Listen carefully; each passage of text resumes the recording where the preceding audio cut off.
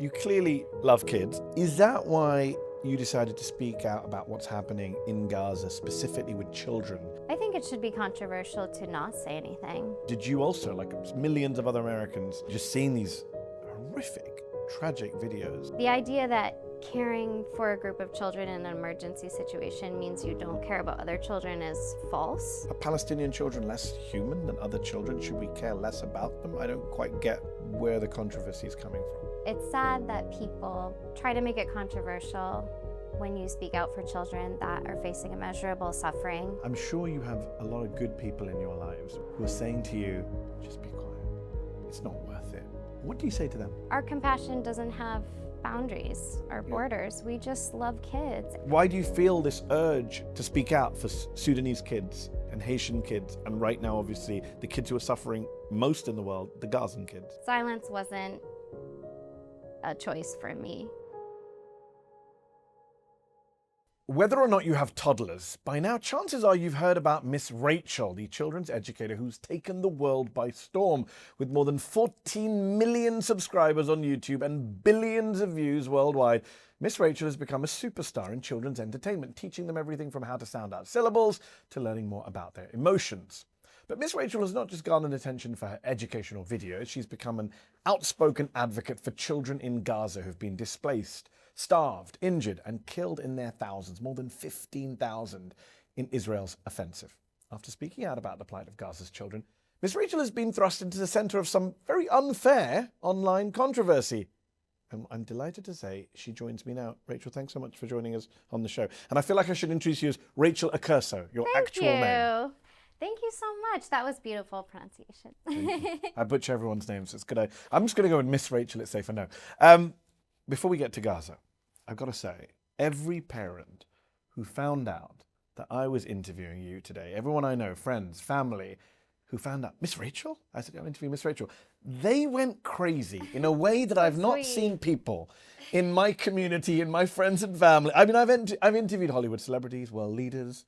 But when I said your name, I've not had a reaction like that. People are like, what, can I come? Can I be there? Can I see her? How have you become such a global phenomenon for kids and their parents in such a short space of time? Just the last decade? It was truly by accident, but I'm so privileged to be able to connect with so many little ones, and I just love my job. But we actually, when we started, we didn't know that so many kids watch YouTube.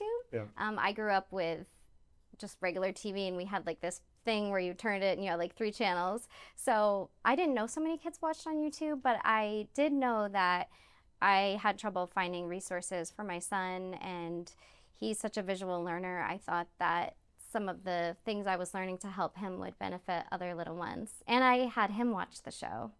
You say by accident, so I think you went on YouTube in 2016, a YouTube channel. So were you thinking that, okay, this is the best way to get to other kids, YouTube is the way forward? No, I didn't know that. I just thought maybe I'll help some kids. And how did you want to help them? It wasn't like an overnight success. Well, I knew that my son really benefited from a slower paced show. I used to make him his own show, and actually I would take, like, he'd be watching a show he likes, and then I'd edit it and be like, it's mommy here to like teach you something. So anyway, I just knew that these methods I was learning to help him with a severe speech delay would benefit other kids, which are leaving space for them to answer and doing fill-ins like ready, set, go. That really helped him. Just a slow pace. And you mentioned it wasn't an overnight success. Am I right in saying that the pandemic, the COVID, the lockdowns, that whole period, really, you just ramped up in that period? A lot of people came to find you then in that moment. Well, I think so. I think people were home, and I think speech therapy was virtual, and it was tough, and some people didn't have access to it. I have to give a shout out to my amazing husband, because he was off of Broadway for 18 months, I believe. So we lived in his parents' basement, and we had a lot of... The basement is the best place to produce content. It was bigger than our apartment, so yes. And somebody was like, I'd love to come to your television studio, and I was like, it's my in-laws' basement. But yeah, so he had a lot of time, and he jumped in. He jumps into all my projects, whether they're successful or when they weren't successful at all. We've always done that for each other. So he used to help me with tracks for teaching music in public school and put everything into it for those kids, and it just hasn't changed. So you were a school teacher at one point. Just for people who only know you from YouTube, what is your background? Have you always loved working with kids? I have. So I started when I was 18. I was an assistant preschool teacher at a school for kids with disabilities, and they totally transformed me. I just loved it. I was like, just amazed that I could be excited to go into a job, and seeing their progress was so exciting. And it definitely, my supervisor said in a letter, you have a rare gift that I don't often see with kids. And I was like, oh, wow, like maybe I have a gift for this. And I knew that it felt like a calling for me. So I found other jobs working with kids, and eventually I studied to become a certified music teacher. And then I got another master's in early childhood, inspired by my little boy and the show, because I knew if I was going to be this teacher to kids in this crucial time, I wanted to have all the knowledge, early childhood knowledge I could. And you have 2 kids now. Yes, I do. That's awesome. My world. You clearly my world. love kids, not just your own. It's obvious to anyone who's seen you online and now meeting you in person. You have 2 kids of your own. Is that why you decided to speak out about what's happening in Gaza, specifically with children in Gaza, because of what's happening to the kids there? I do think being a mother makes you put yourself in that situation.